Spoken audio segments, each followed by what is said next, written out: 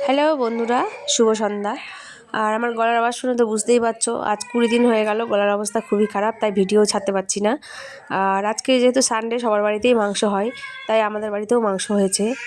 আর তাই সবার ইচ্ছা যে আজকে সাদা পিঠা বা আজকা পিঠা যাই যেটা বলো সেটা দিয়ে মাংস খাবে। সেই জন্য যেরকম বলা সেরকম কাজ, তাই আমিও শুরু করে দিলাম। তো তোমরা দেখতেই পাচ্ছ কতগুলো সাদা পিঠা আমার হয়ে গেছে একজনেই।